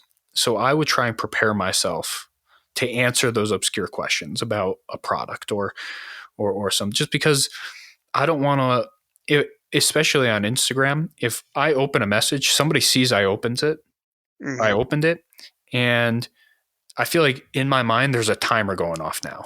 Like if I don't answer this within like a minute or two, depending on how long the response is, I look like I don't know what I'm talking about. And that does not install confidence in the customer. And I do not want the customer to feel not confident that I don't know what I'm talking about. So I try and anticipate and almost cheat it as much as I can to try and like at least prepare. The customer service is so interesting. It sounds like it's very uninteresting, but once you do it, I think it sounds super simple. Oh, people ask you questions about the product. People ask about their order. You tell them, that's it. And sure, on a surface level, but there's also like the amount of research. If you do your job right, there's people that probably work in customer service that are just kind of there and it's just a job. But if you're doing your job right, there's, you have to have interpersonal skills. You have to be able to read how that person is, like if they respond a certain way to certain things, if they need something broken down to the simplest terms possible, or if you can just broadly say, yeah, this product will be compatible with this product. Context drives the conversation every single time. And that's, having the ability to read between the lines accurately, particularly for what we do, because we have no phone support. We do everything over email. It's crazy to me. It's very intentional. I do not want to do phone lines. Oh my God, I can't blame you. Can you imagine? I do phone lines. Well, I did phone lines with Mira. Having the ability to read the email and actually understand what the person is saying, particularly if the person can't actually write an email. That's a skill all on its own. Yeah. Like some of the guys I've trained up, like, what is this guy saying? So I'm always asking if he can get free stuff. Yeah. Like that's essentially what he's saying. That's something else I want to ask you about. So people will, and it's super funny. We make fun of it over on our page, the Seaburn page. People will reach out and they'll, I always know when it happens, we'll get a follow and then they'll like 20 of our posts and then they'll post to their story like, oh, can't wait to pick up one of these products. And then they shoot us a message. We're like, hey, your products look really cool, man. And I'm like, oh, thanks. And then they're like, yeah, one day I'm going to get myself one. And I'm like, cool. And then they're like, if you sent me some, and I'm like, yeah. Do you guys get that kind of stuff with T-REX? Because you guys don't do affiliate or influencer marketing because you don't have to. You are your own in-house influencer marketing. Or do you? And I don't know about it. Yeah. We get sponsorship requests, and they kind of span the board. Mm-hmm. From the guy that has 200 followers or the guy that owns a range to like legitimate full-on sponsorship requests, and we generally just don't bother. That's one of those times I will use a template and just say, hey, thanks for contacting us. We're not looking for any sponsorship opportunities at this time. We wish you the best. Best regards, Kyle. That kind of thing. Yeah. It's not as many as you might think. I think I heard you mention this on one of your other podcasts. We're at a size where people kind of feel like they can't reach out. Yeah. Sometimes, we're not in that. You listen to the show? I like to do my research. I'm kind of curious now. What was your research when you? Just trying to listen to as much of your show as possible. I hope it wasn't the first few episodes. Yeah, I hope it wasn't the first. Just the first one. I think we got okay with. The audio kind of sucks in the first couple ones, and it still annoys me. I haven't listened to the first couple. I've listened to like 6 or 7 so far. Just that's what I've had time to listen to.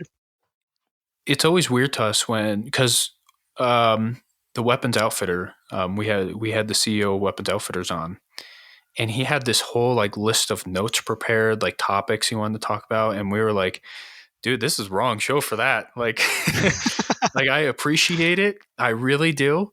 And I think we ended up talking about some of the stuff, and we actually have to have him on again to talk about some of the other topics because they were good topics. But for the most part, we are very unprepared comparatively. But it's funny. We just have fun, and it works for us, and we're having fun now. I can't do that. I've got to prepare at least a little bit. Did you take notes? Yeah. Did you have notes? No, I don't have notes. You can be honest. I didn't go that far. Oh, okay. No. But it's more. I'm an extremely introverted person naturally. Okay. And communication doesn't exactly come naturally to me. You're doing great. You should have fooled us. Yeah. Well, because I'm a huge nerd and I study communication. No, fair point. Big feels, honestly. Yeah. And so like I do some research, just get the feel for what the podcast feels like, what y'all talk about, how the conversation flow goes, etc. It's like, yeah. At least we haven't got into one of our topics yet. We're not, Nathan. No, we're not Ted. We're not Ted posting. Not today. I wasn't going to Ted post. I was going to talk about No, we're not doing that either. With damn it, Nathan. Cassie heard the word TED posting and she just held up a copy of Industrial Society and its Future from my couch. No. It's a great read. I'm not reading it.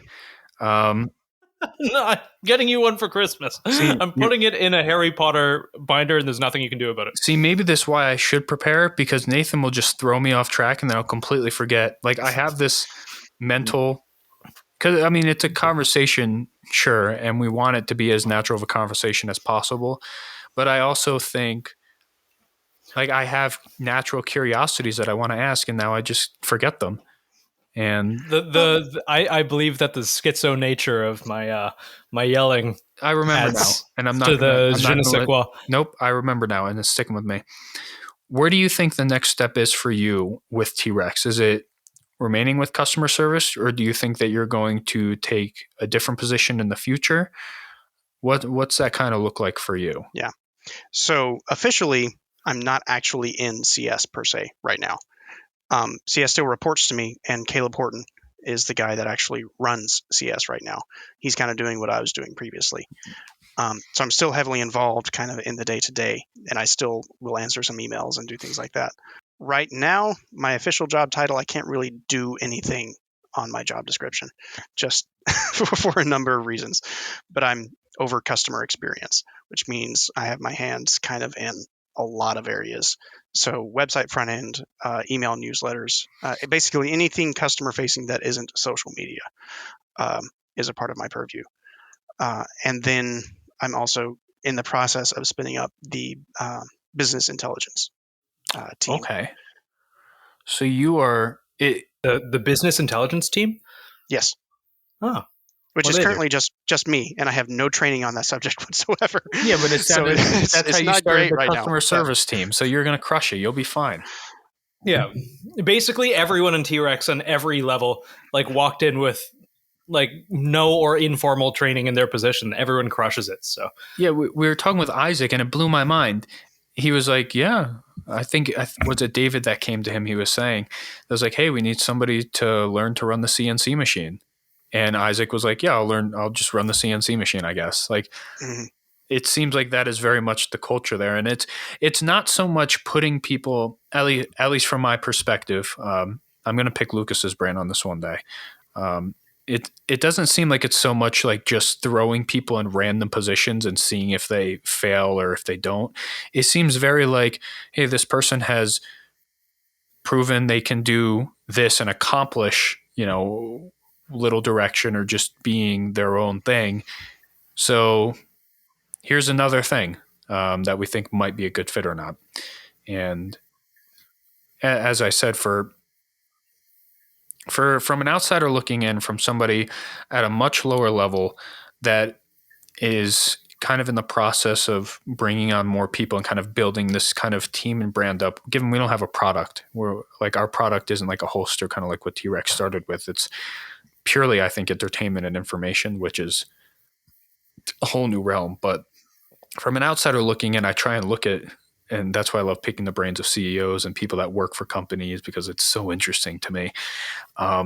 It seems very much calculated. Hey, this person proves they're competent and able to handle things with little direction. So yeah, we need this spot, and this person seems like they might be able to fill it. And it's not just like, hey, we need the spot filled, random person go. It seems almost calculated. Yeah. And that is very intentional. We prefer to hire internally whenever possible for positions.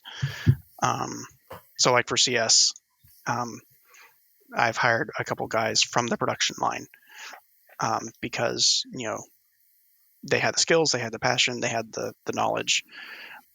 So yeah, that's our preferred way of doing things. Can't do that for everything, of course. Yes. There's certain skill sets you have to bring in from the outside. Yeah. But a lot of that kind of just taking something and running with it. I think it's a lot of that homeschooling culture, because I was homeschooled. You were homeschooled too? Yes. Is that just a thing, like a requirement to work for T.REX? No, it is not a requirement, but there's a lot of us, particularly from the early days, because that's the community, right? You hire from the people you know. And believe it or not, homeschoolers actually do leave their house. So they can get to know people. And a lot of that drive and self-learning comes from that homeschooling upbringing of, hey, I don't know how to do this thing, but I'm interested in it, so I'll pick it up and see if I'm any good at it, or learn how to do it. Or, hey, you need this done. I think I can do that. I'll try my hand at it. Yeah, we had a great conversation with her name is Lady Voluntary on Instagram on the podcast about homeschooling. And it was very, because I wasn't homeschooled. I went to a public school. So I was one of those delinquents at public school. But it's very interesting because I had the same perceptions that I think a lot of people do, where it's like, homeschooled kids grow up to be very awkward kids because they stay at home all the time and are coddled by their parents. And it is very much not like that at all. It is very much, hey, you're going to learn stuff, but for example, I'm only going to assume from what I've learned about you in the last hour and a half, homeschooling probably wasn't sitting all the time for 8 hours a day doing math and science. It was probably like, hey, we're going to go out and milk cows today, or we're going to go out and take care of animals. Like you're getting hands-on work experience, which translates to a work ethic, and having a good work ethic is something that not a lot of people get, especially through public school, because it's very, I'm going to tell you to do that. Like, I'm going to use myself, for example, because I'm the best example I know. I failed Spanish 3 years in a row in public school to the point where I had my buddy, Juan and John. They were twins from El Salvador. I always think it's funny that their names were Juan and John. But they would do all of my Spanish homework and tests for me. For tests, they would sit next to me, they would do it, and then we would just swap papers, and then they would fill it out again on that paper for me. But they would make just enough mistakes because they're fluent in Spanish that I wouldn't have to. And it was because I was told you need to learn Spanish or you do not graduate. And I'm like, well, I don't want to learn Spanish. I've been being told what I have to learn for the last however long of my life. And now I'm an adult and I have Spanish soldiers, and I am loving learning Spanish from them. I have for a couple of years now. I almost regret not learning it in school, but at the same time, I'm like, man, like that environment just wasn't where I was going to learn it. But out here, I'm learning how to tell somebody I'm going to put them through the fucking wall so I can scare my new private, you know? I don't do that anymore. But just that environment that it creates one where you're told, hey, this is what you need to do. And instantly you're like, no, I don't want to do that. And then that translates into adulthood. Fortunately, I'm super grateful I was humbled at one point. It didn't for me, and I went back to my childhood work ethic of being on a farm, I think. But yeah, that perception of being homeschooled, of just being a weird, awkward person that never leaves the house and is coddled, is just very much not the reality. Yeah. And typically, like, it does stem from somewhere, right? And there is this homeschool group, particularly propaganda. Well, in the city, like, what are you going to do? Like, there's, you don't want to send your kids out to the street to play necessarily, particularly in certain parts of big cities. So you stay in your house all day, you finish your homework, and you do video games if your parents allow that. And that's it. And that's that kind of environment doesn't necessarily lend itself well to homeschooling a certain way, but at the same time, you can go to museums in the middle of the day. You can go to the city park and things like that. There's this entire world of opportunity that people don't realize when you're not bound by the schedule that society thinks you should be on. It's crazy that school for homeschool kids can be considered literally anything. Like, hey, we're going to go to the park. Hey, we're going to go help out, the farm next door. And that is considered, what you're doing that day. And I think that's great because it gives you not only that work ethic, but it gives you that hands-on experience. And that's kind of one of my problems with college. I have a huge problem with college. I can rant about college for so long. I think it is very applicable for certain things. Like if you're going to be, I don't know, like a rocket engineer, you should probably have some type of formal education on science and whatnot.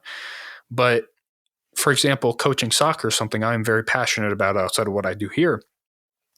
To get a coaching job, a lot of the requirements, like not even working for a college, like to be in the MLS, they want you to have a master's, like just a master's degree. It doesn't matter what it's in, just a master's degree to coach soccer. And I'm like, what? Why does that matter? That has nothing. Like if I'm a great coach, like former players get away with it. Depending on what level you played with, they waive some of your licenses. I was able to get waived the first two because I had some playing experience over in Italy that transferred. But like, why do I need a master's degree to coach soccer? It's stupid. Really stupid to be. It annoys me. I'm writing this in the side thing, but I found with a lot of sports and a lot of things where you really don't need a degree or especially a master's or high level degree, it is kind of by design to keep it to like rich inner city people with status. It's, you know, the old guys on the council are purposely doing it to keep it that way. I have a lot of gripes with pieces of paper that the school gives you saying that you're qualified to do things because yeah, fucking same. I've seen academics is a fucking joke. We're not going to get into it right now. Yeah, I've seen people. We're not going to go down this trail. I apologize, Kyle. Yeah. Do you have kids? You mentioned that you're married. I do. I have 2 kids. How old are they? 2 and 10 months. 2 and 10 months. I have a almost 4-month-old. She's going through her sleep regression. She slept all night, day 1, since she came home from the hospital, except 2 nights ago, she started to go through her sleep regression phase. Are you going to plan on homeschooling your kids? Oh yeah, absolutely. Yeah. Yeah. It's crazy to me. I've never heard somebody that hasn't homeschooled their kids be like, yeah, I'm sending them to public school. Everybody is like, no, I'm homeschooling my kids. And you'll see people from like a public or private school, like just like a school that's not homeschool in general, come over to the homeschool side, especially over the last couple of years, I think, with everything that's going on. But you never see the ones that were homeschooled being like, yeah, I'll send my kid to public school. They exist. Really? Oh yeah. Why do you think that is? Yeah. I'm not going to get into that. Okay. I'm so curious. Oh, just the look on your face makes me want to know. Curious, though. It looks like something you're passionate about. You don't have to if you don't want to. You don't have to, but I'm passionate about teaching my kids. Mm-hmm. Right? Like I don't want to send them to be indoctrinated for 40 hours a week. Oh yeah, no, that's right. Public schooling is bullshit. And my opinion is, my personal opinion is, indoctrination happens regardless, right? It's what education is. Yes. And I want my kids to be indoctrinated correctly. Now, I have my own opinion about what that is. I'll admit that it's my personal opinion. But I don't want someone else indoctrinating my kids. Much less the state, who are genuinely the people I trust the least to do anything. Exactly. Yeah, I understand what you're saying, and I asked Lady Voluntary about it. I asked her, I'm like, well, aren't you just because her whole thing was like, I don't want to implement a bias on my kids, and I completely understand that. But my question was like, aren't you just going to implement your own bias on your kids, even if you aren't intentionally doing it?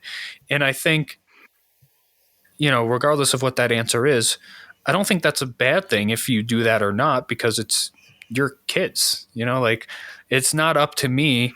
It's not sure as hell shouldn't be up to the state, but to tell your kids and to be around your kids more than you.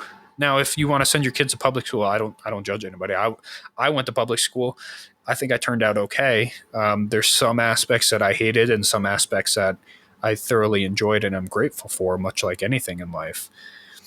But ultimately, like, it's your family. I mean, who cares what you do with your family? And I think the people that do care what you do with your family are people that we should be very concerned about holding certain positions as we progress and get older. But I don't want to get too deep into politics. Since when have you not gotten deep into politics? Oh my God. Oh, Mitch, I'm just fucking aching for this. No. Come on. I know you want to. No. I told you get one more, and that's on the Christmas card. I'm not even talking. You think everything I'm doing is TED posting. I'm not TED posting. Oh, well, I don't care. Speak. You don't need... No, I just wanted you to speak. It looked like he had something to say. I was going to ask him about being a foodie. Oh, okay. Good. I love to cook, but I also like cooking. I would be afraid to cook for you because I've heard, not just from you, I've heard from other people that you are a foodie and about food. And yes, actually, I've also heard that from other people. Yeah, I've heard about it from multiple people. I think close to 10 different people now, that you are not necessarily a food critique, but you know your stuff and you know your way around Tennessee when it comes to food. Yeah. Well, like I said earlier, I'm a huge nerd. And I've applied that to food because I love to eat. And it's kind of funny how I have this reputation as a foodie, though, looking back, it's completely earned because I can talk about just the philosophy of food for like 2-3 hours nonstop. Like I overthink everything. The philosophy of food. Well, yeah. You say that like I should know what that is. I have no idea.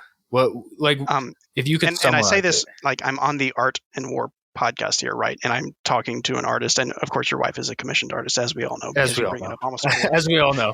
You really did do your research. I'm proud of you. She did the painting behind it. That painting right there, actually. But in my opinion, food is the highest form of art. You know what? Yes. I haven't even heard your explanation, but I agree with you already. Sorry, continue. It's the only art form that involves all 5 senses in such a direct way. I mean, there's sight, there's taste, there's smell, there's feel. All of this, is working together to create this experience on this plate in front of you. Now, that experience, like the various forms of art, it could be pop art, it could be high art, it could be anywhere in between.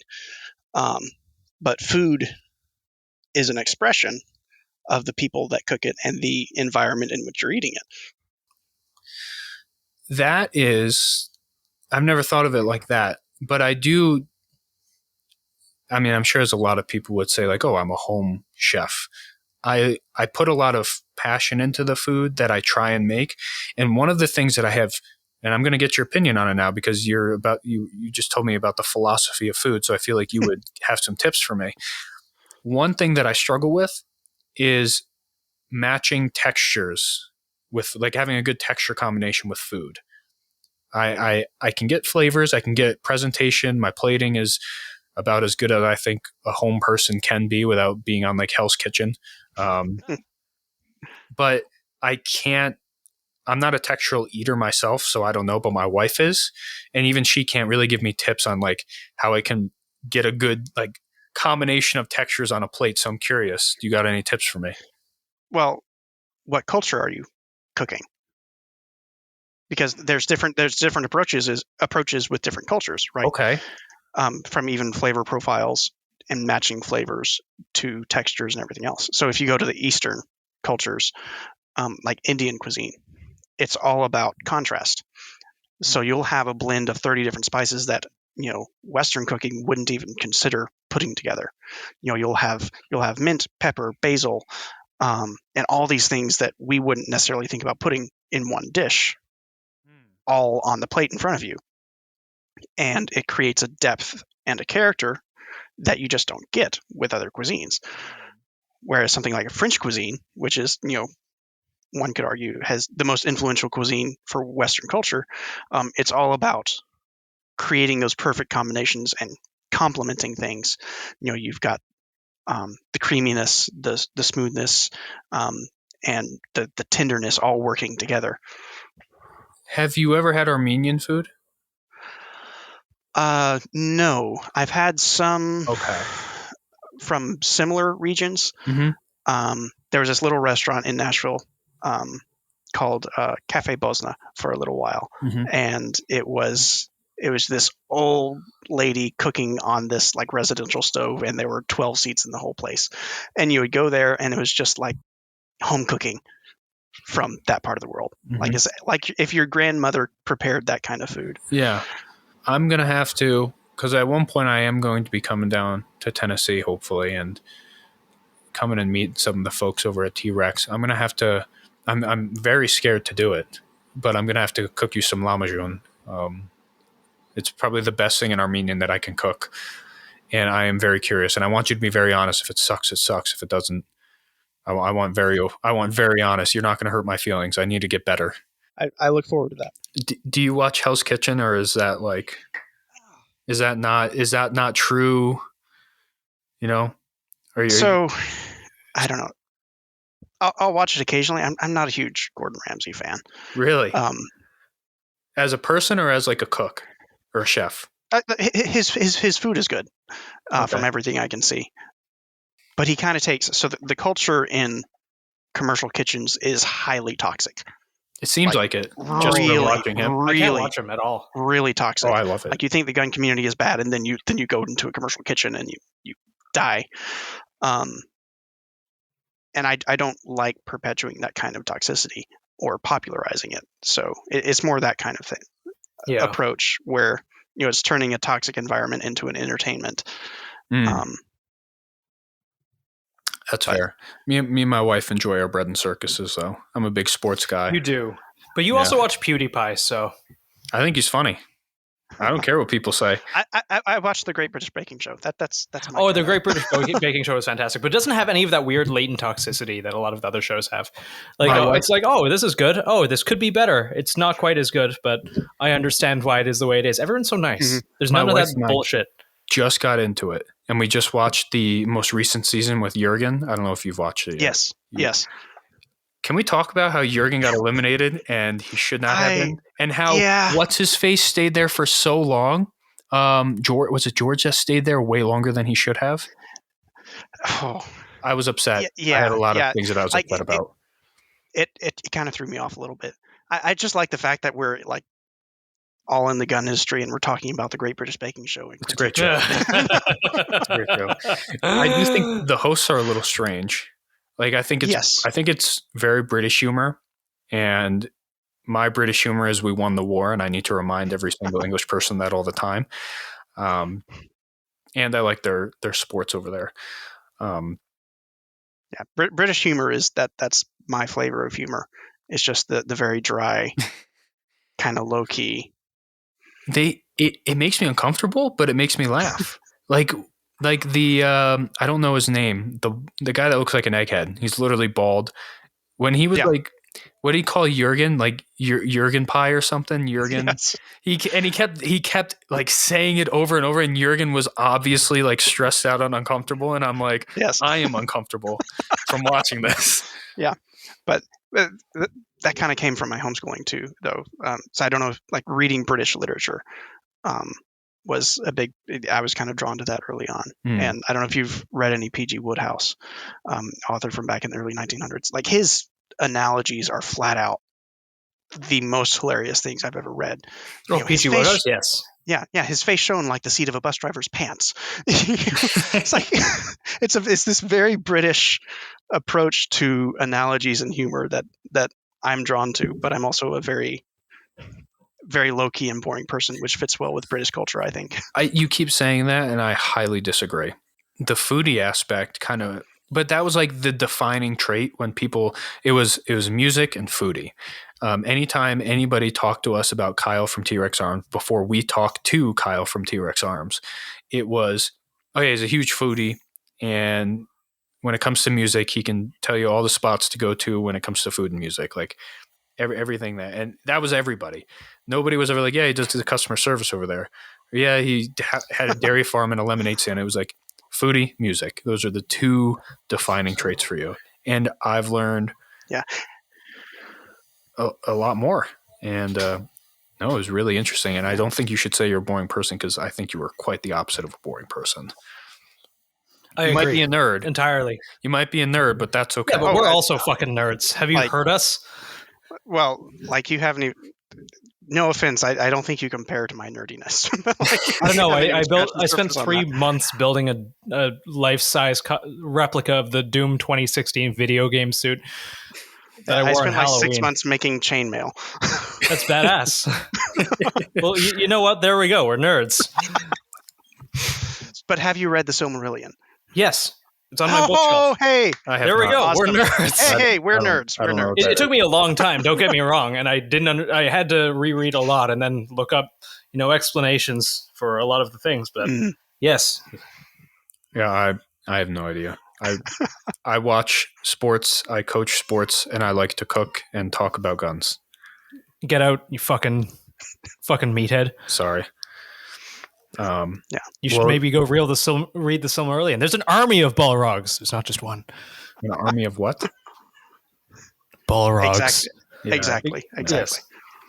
Well, it was a real pleasure having you on, Kyle. Real pleasure chatting with you. I don't think. Yeah, this is a lot of fun, and you should come on again. Yeah, I learned a lot. I learned that you both grew up on farms, which was pretty cool, and you had like 50 different jobs before you took a job at T.REX, and now you're moving up to do bigger and better things in the future. And What would you say you're most excited about with this? Is it a new position or just kind of like new responsibility? Relatively, it's more a natural outworking of what I was already doing, and then here's a job description that kind of fits what you're already doing. And the whole business intelligence thing, like I have zero formal training on that, but I like spreadsheets because I'm a nerd. So I wound up with the BI team. I'm looking forward to handing that off to someone that actually knows what they're doing. But ultimately, I'm excited about being involved in making the customer experience as good as it can possibly be. And that's separate from marketing, in my opinion, though it's very much attached to that. But basically, once the marketing brings someone in, what is their experience going to be, and how smooth is that process going to be? So, and that's both from a business side. You want your conversion rate and your click through and all that. You want all that to be effective, but ultimately, it's how can we make T.REX achieve the goal of equipping the modern day Minuteman and inspiring, educating, and equipping people to use our motto, and letting them know, hey, you should be a modern day Minuteman. And like a lot of what you're doing with the art and the guides on Instagram, just taking that information, breaking it down into bite-sized pieces, and making it more digestible throughout the entire customer journey. Thank you, Kyle. Yeah, y'all's page is great. I've been following y'all for, I don't know how long, before y'all started the podcast, and it was actually it was before the page was co-owned, even. Yeah, so. Really, it was back when What was the username? Dare I ask? It was Seaburn Dad. Yeah. Okay. So that was like generation 3, I think. Yeah. I didn't catch you before that, but that's okay. You probably didn't want to. Even though Lucas, my God, yeah, we're not going to get into that. I talk about this all the time, and I'm going to say it once more. On the very original page, the big break for me, besides a certain event, was Lucas posting me on his page. And I had no idea who he was. That's how I discovered what T.REX Arms was. I had no idea who the hell he was. I got messages and a couple thousand followers, and people were like, Lucas sent me. I'm like, who's Lucas? And then who is this man? And then it still happens every time someone comes up and it's so and so. It's like, who's Garen Thumb? Oh, who's I didn't know who he was. Mm-hmm. I don't know people in the industry. Yeah. It's funny, but which is kind of good because it gives you a very pure perspective about people, I think. Yeah, the more you learn about the industry, the worse it gets. I'm very out of the loop. As in the loop as I might seem, I am very out of the loop. Very, very all the time. I'll see somebody and they'll be, big for social media, and I'll send them to Nathan. I'm like, who is this person? And then he'll be like, holy shit, this is so-and-so. And I'm like, I have no idea who this is. I've never heard of them before in my entire life.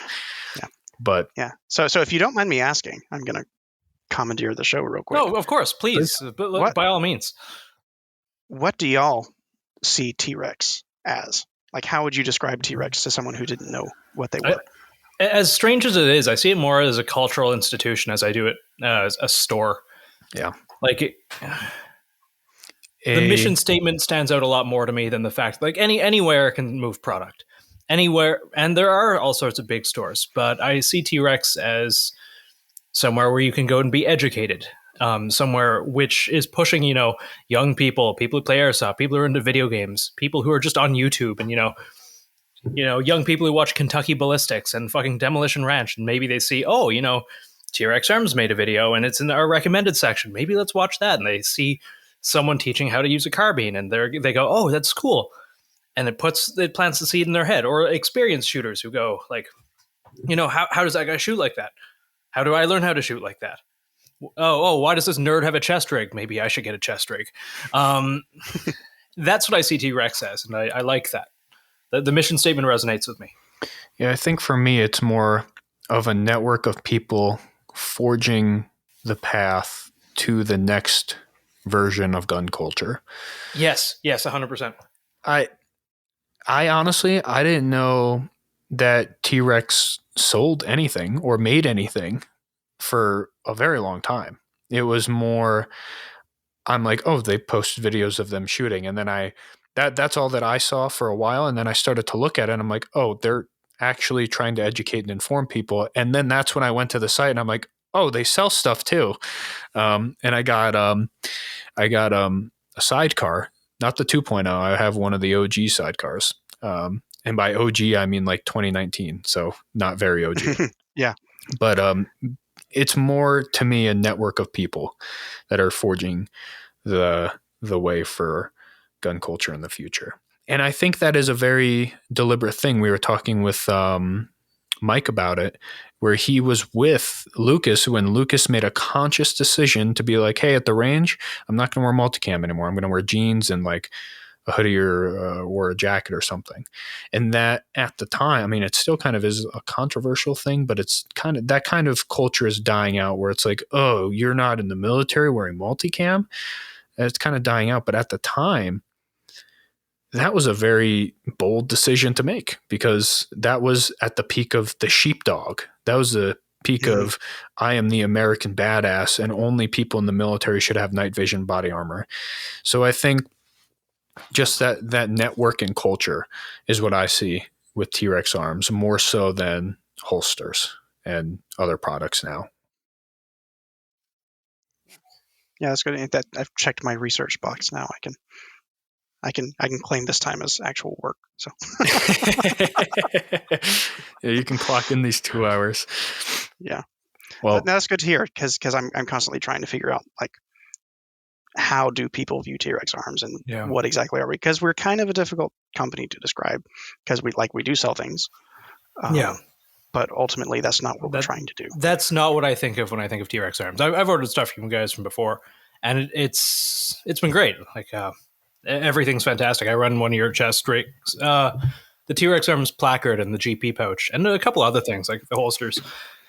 But I didn't even realize you guys really sold, nor did I realize you mailed to Canada or anything for a while. I just saw you guys more as a cultural institution. Yeah. So I have to ask, have you been experienced shipping delays to Canada? No, not really. I ordered one thing on eBay. It was like a seconds holster, and then eBay confiscated it.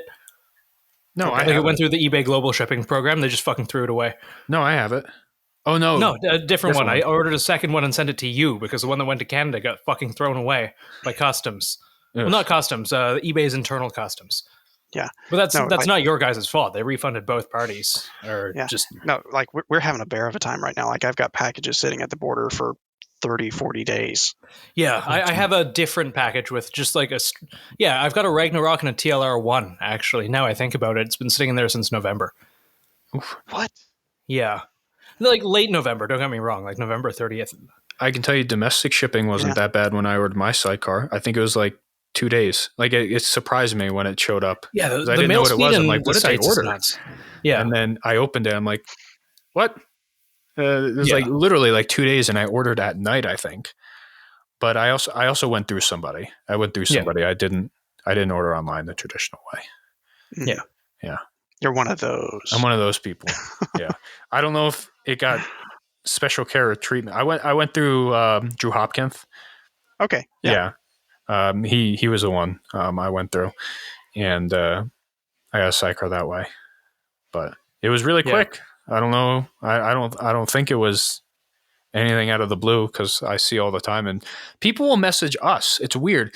People will message us about other companies, but like if we when we had Isaac on, people message us about T.REX Arms in general, and they're like, "Oh, customer service is great over there," and I'm like, yeah, thanks. He's for not wrong. Me. Like I get the messages. Thanks for telling me. Or they'll just like tell us like. Not so often. Some people will bring up like, "Oh, well, did you know that T.REX Arms 5 years ago posted this?" And I'm like, "Did you know that I don't really care?" Yeah. Yeah, that's something like as an introvert, I do not understand the need that some people have to talk. Yeah, It is a foreign concept to me, and I've tried to wrap my head around it, but I don't quite understand it. You say this as somebody who started a podcast. Yes. Yes. I recognize the irony of that. Yeah. You should bring it back. It's Food time. Talks with Kyle. Time. I don't have time. Oh, Yeah. well. I've got I feel two that the and podcast under. is a huge time sink. Yeah, I mean, we spent 5 hours the last week doing it, but we're also on a grind. I spent We're 5 filming- hours yesterday doing it. Yeah. Wait, 5 hours yesterday? What did you spend 5 hours yesterday on? We spent 2 hours, then I spent an hour and a half with you, and then I spent another hour and a half. An hour and a half? We talked for an hour and a half? That wasn't podcast. That was just a talking about... Didn't we record yesterday? Yeah. Yeah, we did for like 2 hours. Yeah. And So then I did another hour and a half with BR for BR Hates Feds. Well, that's you deciding to go on other people's shows. That's I not, said I that's spent. not here Yeah, but I still recording. spent 5 hours podcasting. And I was gonna say, dude, I just lost track of time that much. Well, it was great. Go ahead. No, I was just disagreeing with you losing track of time. Sorry, go ahead. It was great having you on, Kyle. Yes. Real pleasure getting to know you. Yeah. Thanks for having me on. One more question, and then we're going to close it out because we are getting a little late and you got kids, and I have the pleasure of being at home with mine right now, and you're still at T.REX. In the future, are you going to be doing any range videos of yourself out there, or is that not really your thing? I hardly get to the range. Like, we have an approval process just for safety and insurance reasons. They have to be checked off to go to the range. I haven't even had time to be checked off to go to the range. And we've had that in place for like a year. Really? Yeah.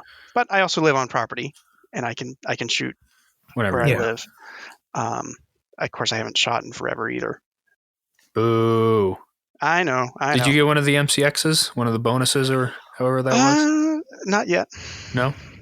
You got to go claim one. Just tell Lucas, hey, just got to remind you, I actually run this company.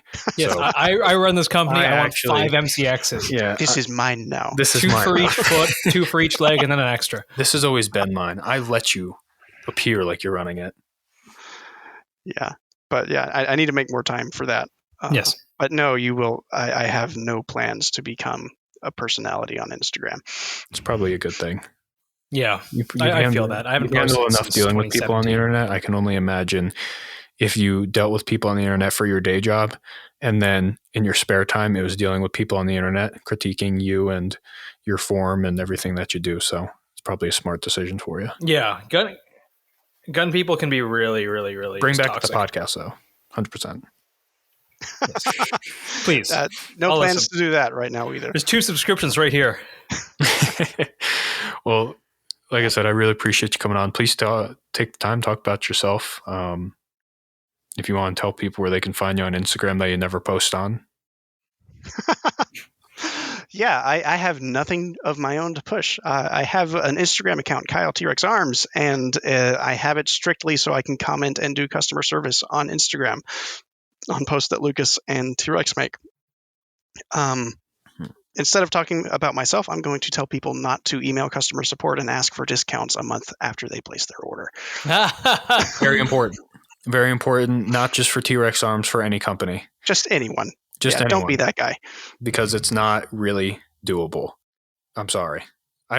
What do you think it is that people think? Like, do they think that money is just literally sitting at customer service and then you can just be like, here's this money that you gave us? I really don't know. Like, part of me respects the pure gall they have to send the email in the first place. It's like, hey, can you give me my money that I've already given to you and is 3 months old? Like, if you think it's fine and you're no hard feelings if I don't give it to you, okay, yeah, there's a level of respect there. You're shooting your shot. If you get mad at me for not giving it to you, I have lost all respect for you. Pretty much. Yeah. Well, it was a real pleasure chatting with you. Our sponsors, check out AWS, Advanced Warfighting Solutions. They have great belts. You're going to get a belt, by the way. That's part of our deal with Thank them. you. Yep. Yeah, they're pretty good belts. They're great belts. I've They're used very good belts. before they even knew about the podcast, before I even had a page, I was running their stuff. So it's really kind of surreal to me that now they sponsor the show, which is pretty cool. So check them out and check out Applied Gear. They make everyday carry belts that are pretty cool too. Yeah. We should probably adjust doing the ads, not at the end, because people probably don't listen, but that's okay. Dad advice. we got to close the episode with dad advice. Yes, Nathan gave we it are last time. absolutely. We are just ripping off Mike here, but yes, please. Kyle, dad advice, please. Dad advice. Oh man. Do everything you can to embarrass your kids from as early as possible. I like it. From the moment In a they can healthy understand embarrassment, you got to embarrass them. Absolutely. Clinical. Well, thanks for listening, everybody, and okay, bye.